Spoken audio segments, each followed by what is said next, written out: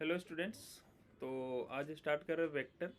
काफ़ी important topic है और क्लास 11th के फिजिक्स के लिए तो काफ़ी ज़्यादा इम्पोर्टेंट है।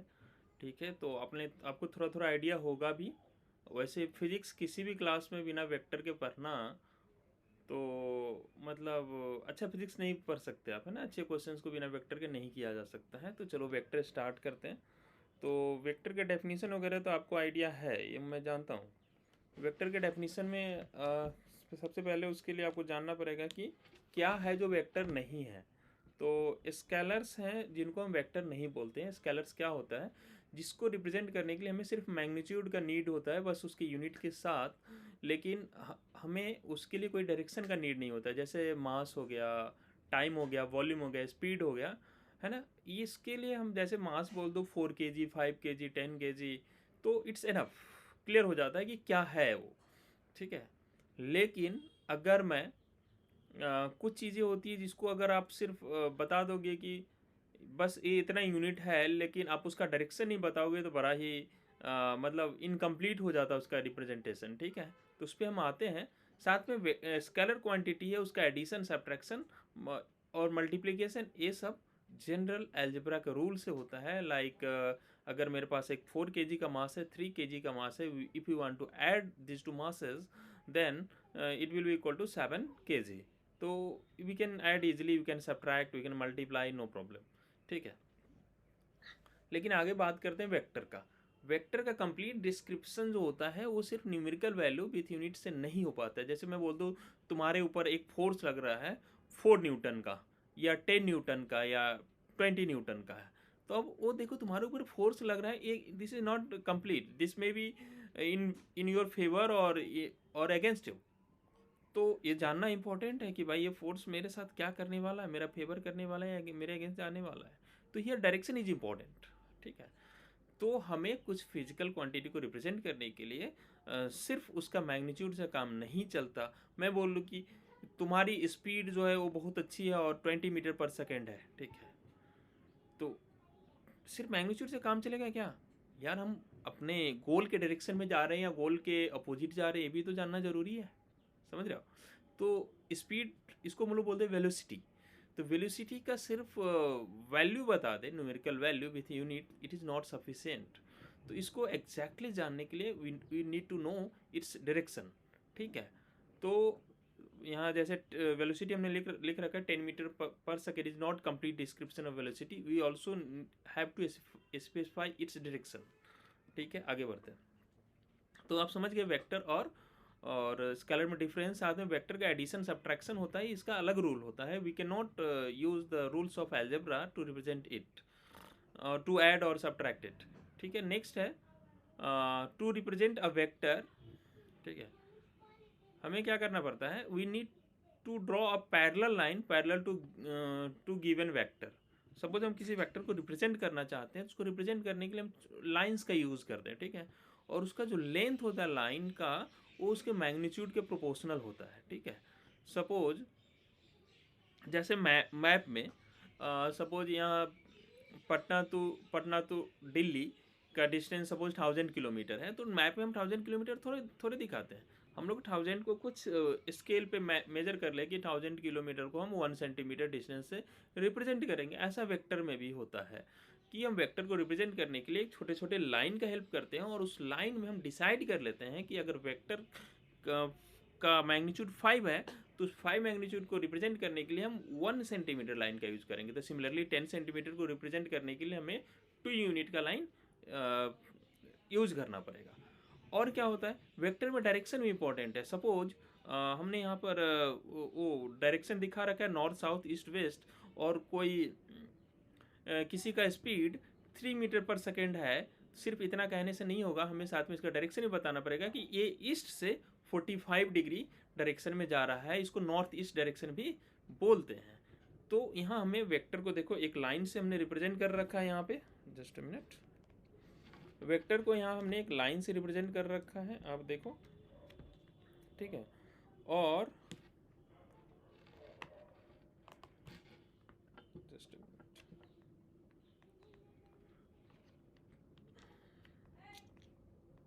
10:01 a.m.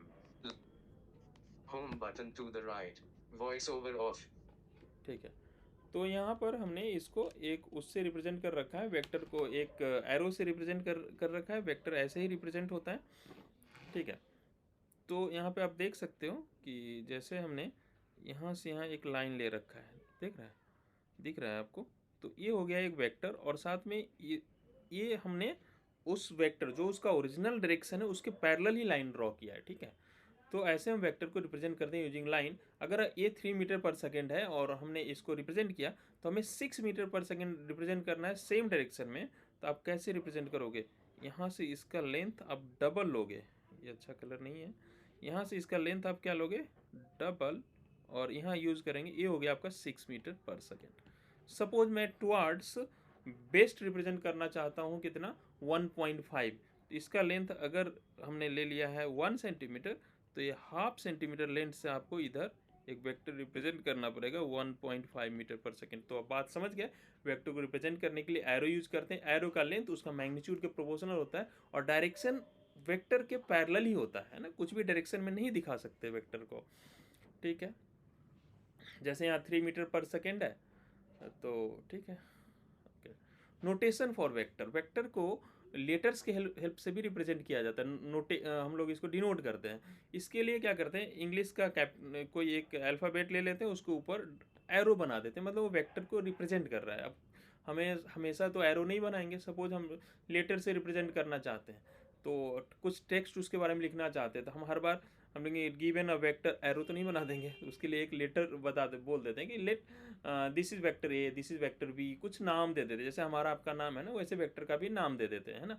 हर हर जगह अगर आपको रिप्रेजेंट करने के लिए आपका पासपोर्ट साइज फ़ोटो तो नहीं चिपकाया जाएगा ना। उसी तरीके से वेक्टर को लिखने के लिए हम उसका पासपोर्ट साइज फ़ोटो, मतलब जो हमने एरो बनाया है वो रिप्रेजेंट नहीं करते, उसको इंग्लिश के अल्फ़ाबेट से रिप्रेजेंट कर देते हैं। ठीक है। समटाइम्स ए बी वेक्टर है, तो ये बताता है कि ए से स्टार्ट होता है वेक्टर और बी तक गया है, और ये डायरेक्शन तो इसका यही है जो इसका ओरिजिनल डायरेक्शन है। और समटाइम्स सिर्फ बोल्ड लेटर से भी वेक्टर को रिप्रेजेंट कर देते हैं। अब यहाँ पर कुछ क्वेश्चन हमने ले लिए हैं। Represent the following vector. अब यू है 3 metre per second due waste, देखो डायरेक्शन इंपॉर्टेंट है। ठीक है। तो यहाँ पर हम डायरेक्शन पहले बना लेते हैं। ये हो गया ऊपर नॉर्थ, नीचे साउथ, इधर ईस्ट, इधर वेस्ट, और ये 3 मीटर पर सेकेंड है ड्यू वेस्ट। तो इस वेक्टर को हमें रिप्रेजेंट करना पड़ेगा वेस्ट की तरफ 3 मीटर पर सेकेंड। ये आपका एक वेक्टर हो गया ओ ए। तो मैं इसको लिख सकता हूँ, ये वेक्टर ओ ए है, या इन्होंने पहले से सिंबल हमें दे रखा है, इसको मैं यू वेक्टर लिख देता हूँ यहाँ 3 मीटर पर सेकेंड। अब मान लो हमने कुछ लेंथ हमने फिक्स कर लिया, चलो 1 सेंटीमीटर से हम 3 मीटर पर सेकेंड को डिनोट करेंगे। अगला है 3 न्यूटन ड्यू नॉर्थ। न्यूटन क्या होता है? फोर्स। फोर्स एक वेक्टर क्वांटिटी है। Force is 3 Newton due north. तो इधर की तरफ हम 3 न्यूटन डिनोट करते हैं। डायरेक्शन उसके पैरेलल, और एरो का लेंथ उसके प्रोपोर्शनल। अब 6 metre per second square due north west. अगला है acceleration. Acceleration is also vector quantity, और ड्यू नॉर्थ वेस्ट, तो नॉर्थ और वेस्ट के तरफ, और 6 है, तो उस एरो का लेंथ जो होगा वो डबल होगा। अच्छा नहीं बना, ठीक है, ये अच्छा नहीं दिख रहा है, चलो सॉरी।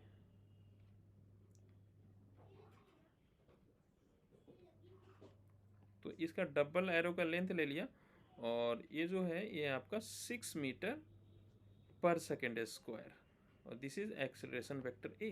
तो आप वेक्टर को रिप्रेजेंट करना तो सीख ही गए। पहला बात ध्यान रखना है कि डायरेक्शन उसके पैरेलल ही होना चाहिए। नॉर्थ वेस्ट मतलब नॉर्थ और वेस्ट के बीच में एग्जैक्टली 45 डिग्री एंगल बना रहा होगा दोनों तरफ से। और दूसरा कि मैग्नीट्यूड जो होगा उसका एरो का लेंथ हमें ध्यान रखना है कि जैसे मैप पे करते हैं ना, एक बार स्केलिंग कर दिया कि 1 सेंटीमीटर इतने को रिप्रेजेंट करेगा, तो 2 सेंटीमीटर उसके डबल को रिप्रेजेंट करेगा, तो हम ध्यान रखेंगे। तो रिप्रेजेंटेशन ऑफ वेक्टर में आप एक्सपर्ट हो चुके हैं, डायरेक्शन वगैरह आप दिखा सकते हैं। अब देखो अगला है force equal to 5 newton 60 degree west of south. West of south, north of west, ये सब डायरेक्शन कैसे समझते हैं? तो ईजी है समझना। चलो एक बार डायरेक्शन बना लेते हैं।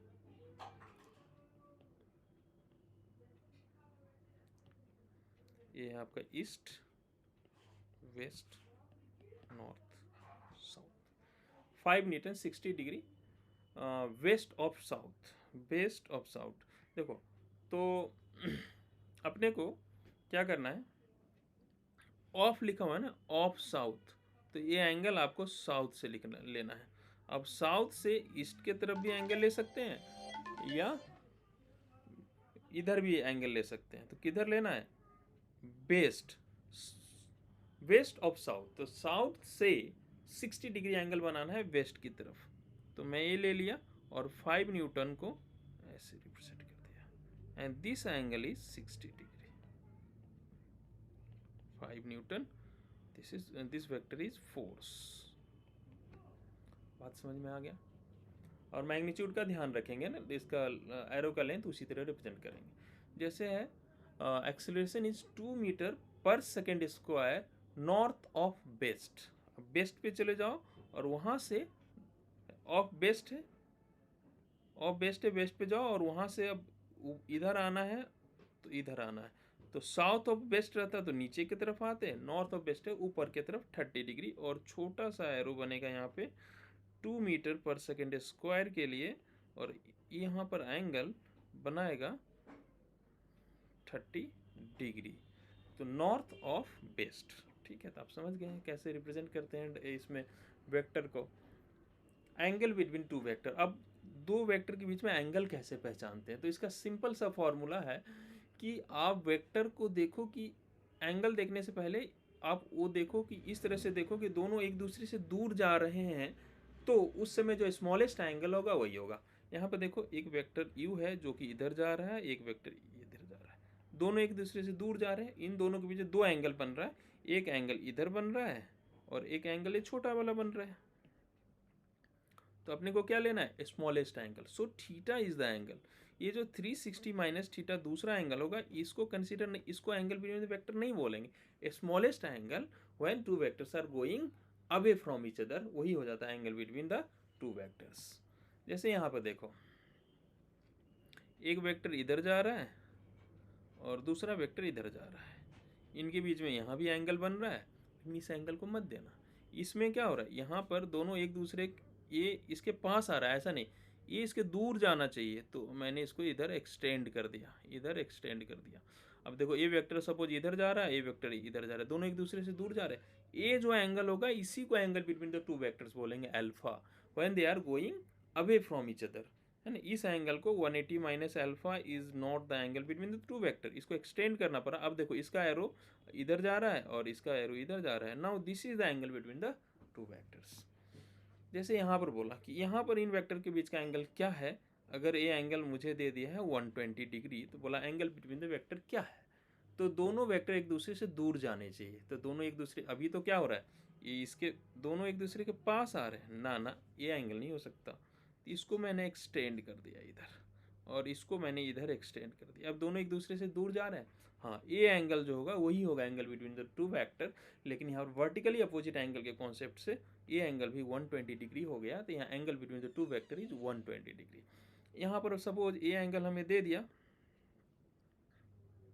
ठीक है, कि ये एंगल है आपका 150 degree, find the angle between the two vectors, तो दोनों वेक्टर एक दूसरे से दूर जाने चाहिए। यहाँ पर तो ये इसके पास आ रहा है, तो इसको आप एक्सटेंड कर दो आगे की तरफ, और ये वाला जो एंगल होगा, अब देखो यहाँ से दोनों एक दूसरे के दूर जा रहे हैं, this angle is angle between two vector, तो यहाँ वर्टिकली अपोजिट एंगल के कॉन्सेप्ट से ये एंगल भी 150 हो जाएगा। तो होप आप angle between the two vector के कॉन्सेप्ट को समझ गए होंगे। ठीक है, आगे बात करते हैं मैग्नीट्यूड ऑफ द वेक्टर का क्या मतलब होता है। जैसे वेक्टर है 4 मीटर, एक्सेलरेशन है 4 metre per second square due south, तो ये तो डायरेक्शन बता रहा है कि साउथ की तरफ है, लेकिन इसका जो ये वाला वैल्यू है दैट इज द मैग्नीट्यूड, और मैग्नीट्यूड को डिनोट करने के लिए मॉडुलस का यूज करते हैं, यानी दो डंडे उस वेक्टर के दोनों तरफ लगा देते हैं, दैट इज इट्स मैग्नीट्यूड। ठीक है, अब यूनिट वेक्टर की बात करते हैं। यूनिट वेक्टर किसको बोलते हैं, जिसका मैग्नीट्यूड 1 होता है। किसी वेक्टर का यूनिट वेक्टर निकालने के लिए सिंपल सा फॉर्मूला है कि उस वेक्टर को उसके मैग्नीट्यूड से डिवाइड कर दो, और उसको डिनोट करते हैं, उस वेक्टर के ऊपर कैप लगा देते हैं। जैसे b के अलॉन्ग कोई यूनिट वेक्टर है तो b के ऊपर कैप लगा दो, ये this is the unit vector along b। Unit vector along some force, उसके ऊपर एक कैप लगा दो। और निकालते कैसे, जैसे यूनिट वेक्टर कोई फोर्स है उसके अलॉन्ग यूनिट वेक्टर निकालना है, तो उस फोर्स को उसके मैग्नीट्यूड से डिवाइड कर दो। बात करेंगे आगे कि क्या कैसे डिवाइड करते हैं और क्या उसका कॉन्सेप्ट है। चलो यहाँ पे स्टॉप करते हैं, नेक्स्ट क्लास मैं आपको बताऊंगा और भी डिटेल में, और वेक्टर का सारा कॉन्सेप्ट आपको बता दूंगा। चलिए यहाँ पे स्टॉप करते हैं। होप आपने बेसिक ऑफ वेक्टर समझ लिया होगा। आगे और भी चीज़ हम कंटिन्यू रखेंगे। चलो बाय बाय।